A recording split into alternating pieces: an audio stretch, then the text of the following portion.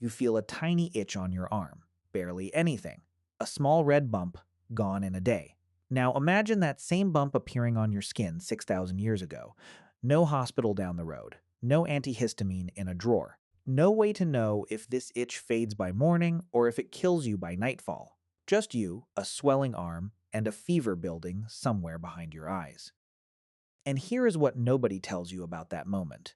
Your ancestors already knew which bites to fear, not through science, not through microscopes, through watching, burying, and remembering who did not wake up the next day. A scorpion crossing the sand at dusk, a mosquito humming near still water, a small dark insect hiding in the cracks of a mud brick wall. These were not background noise to them. These were warnings written in silence, learned the hardest way possible, and they had been reading those warnings for longer than medicine itself has existed. This is not a story about primitive fear of insects.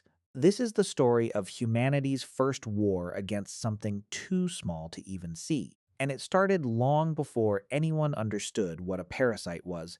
Scorpions were one of the earliest threats humans learned to respect completely. Across ancient Persia and Mesopotamia, desert scorpions were common along trade routes. Their sting could cause irregular breathing, slowed pulse, and violent convulsions within minutes. Persian kings took this seriously enough to order organized scorpion hunts. They offered bounties simply to keep caravan routes safe from stings. A single scorpion hidden in a sandal could end a journey completely. This threat was not rare or exaggerated. It was constant, and everyone in the region knew it. That fear eventually became a weapon, and the story behind it is almost unbelievable.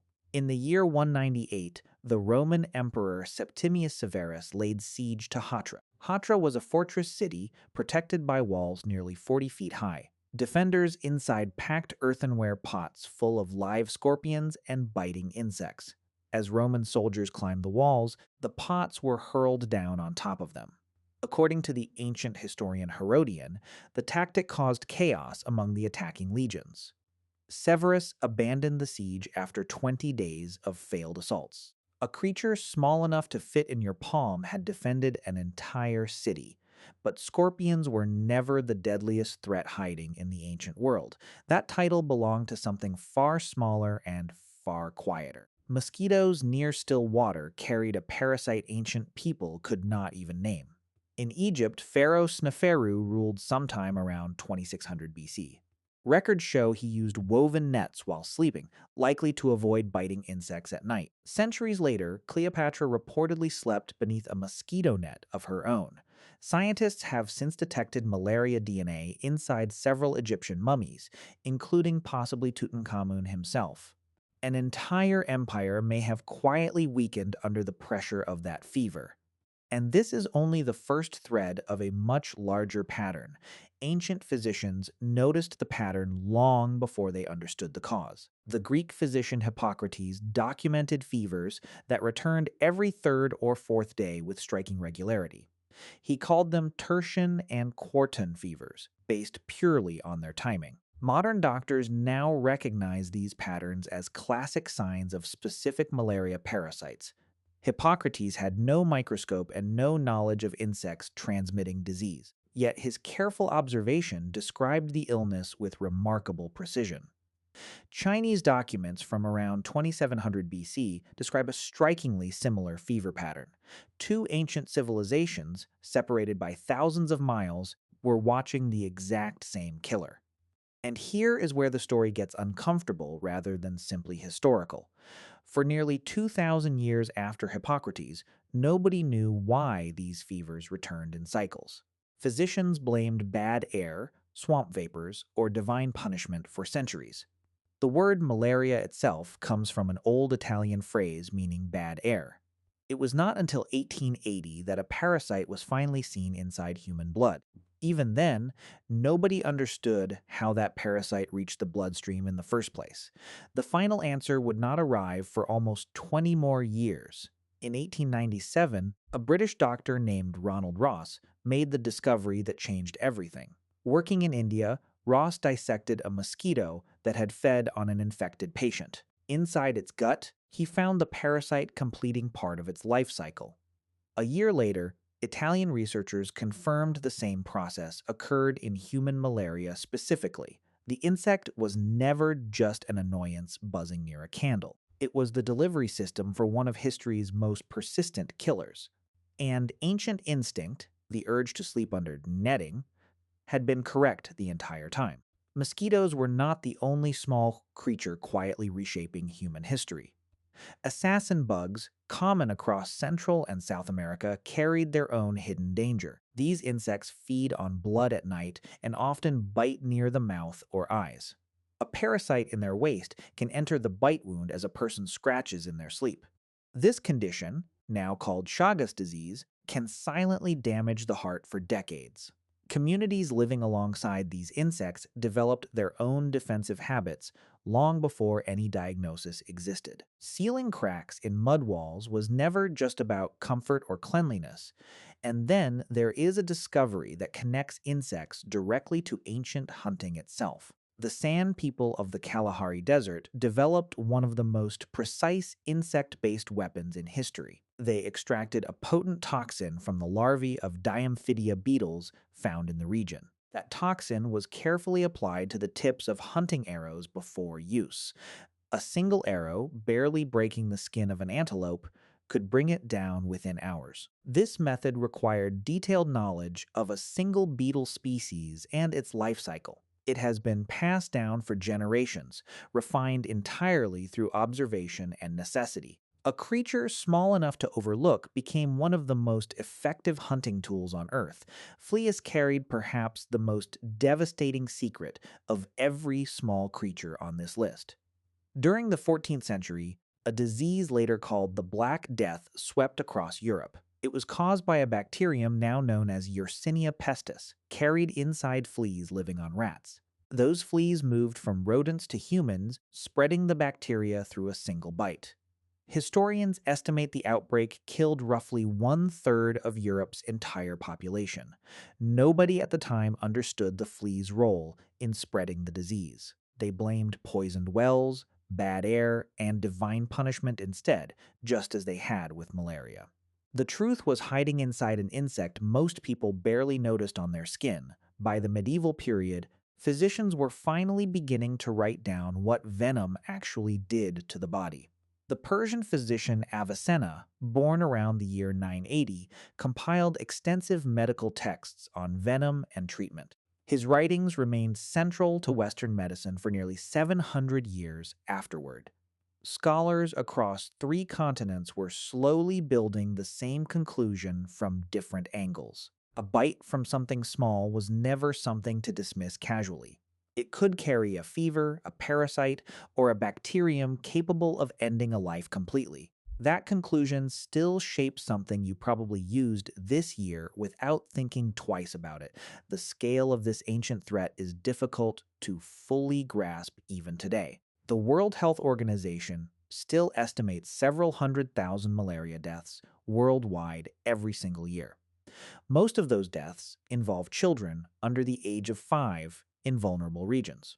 A disease first described on Chinese documents nearly 4,000 years ago never actually disappeared.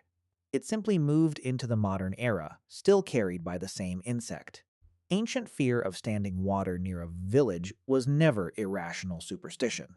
It was an early warning system, built entirely from painful trial and error. Modern insect repellent exists because of this exact ancient pattern repeating for centuries. The active ingredient in most sprays was developed specifically to block a mosquito's ability to detect skin. Public health campaigns still distribute mosquito nets almost identical in purpose to what Sneferu once used.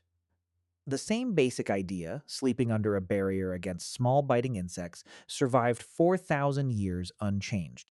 Ancient instinct became folklore. Folklore became medicine, and medicine eventually became prevention. The pharaoh never knew the name Plasmodium. He simply knew enough to hang a net above his bed. Spiders added their own chapter to this same fearful catalog centuries earlier. Around the 2nd century BC, the Greek poet Nicander wrote a text called Theriaka. It cataloged venomous bites and stings known throughout the ancient Mediterranean world. Spider bites received particular attention, described with symptoms strikingly close to modern medical records. Centuries later in southern Italy, a specific spider bite triggered something even stranger. Villagers bitten by wolf spiders believed the only cure was dancing until exhaustion. This practice, known as tarantism, lasted for hours and sometimes for days. Whether the venom or the fear caused the symptoms, nobody fully agreed. But an entire regional dance tradition grew directly out of one insect's bite. Bees and wasps carried a quieter, more personal kind of danger that ancient records still mention. Historical accounts describe early Egyptian rulers falling seriously ill after a wasp or hornet sting. Modern doctors would likely recognize this today as a severe allergic reaction. Ancient physicians had no name for anaphylaxis and no way to predict who would suffer it. A sting that one person shrugged off could kill another person entirely by surprise. This unpredictability made bees and wasps uniquely terrifying compared to slower acting threats. Even smaller pests left their own mark on ancient daily life. Archaeologists have found bedbug remains at Egyptian sites dating back roughly 3,500 years. The Roman writer Pliny the Elder even described bedbugs in his own writings.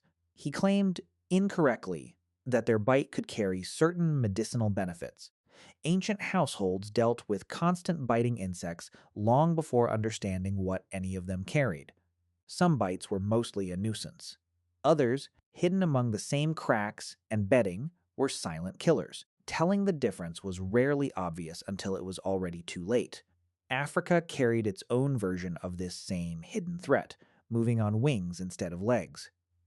The Tsetse fly, common across Central and Eastern Africa, carried a parasite causing sleeping sickness. Early symptoms included fever and headache, followed by confusion and disrupted sleep patterns. Left untreated, the disease could progress until it became fatal within months. Entire regions of fertile land were avoided for generations because of this single insect. Traders and herders learned to route around Tsetse territory long before anyone understood the parasite involved. A landscape that looked completely safe could still be quietly lethal because of what was flying through it. Ancient communities mapped danger not by soil or water, but by insects nobody could see moving through the grass. Lice caused a different kind of devastation, one tied closely to war and crowding.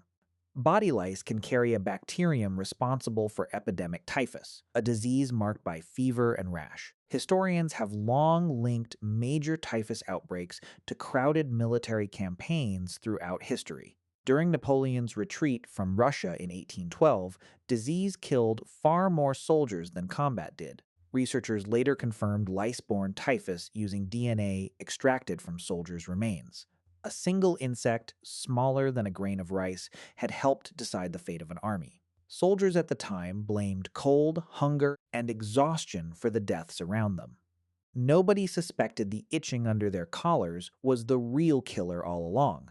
There was no pattern to learn, only a risk that never fully went away. Put every piece of this together, and the picture becomes impossible to dismiss. A scorpion could defend a city wall on its own. A mosquito could quietly weaken an empire from the inside. A flea could kill a third of an entire continent within a few short years. None of these creatures needed size or strength to reshape human history completely. They needed only patience, proximity, and a bite small enough to go unnoticed. Ancient humans could not see the parasite or the bacterium hiding inside, but they learned, through devastating repetition, exactly which small creatures to fear. Think back to that tiny itch on your arm from the very beginning. For most of human history, that itch was never really nothing. It could be a scorpion sting capable of stopping a heart. It could be a mosquito quietly delivering a parasite into the bloodstream. It could be a flea carrying a bacterium about to end a third of a continent. It could be lice hiding in a soldier's collar during a brutal winter retreat. None of these creatures announced themselves as dangerous when they landed on skin. They simply bit, fed, and moved on, leaving behind something far larger than a mark.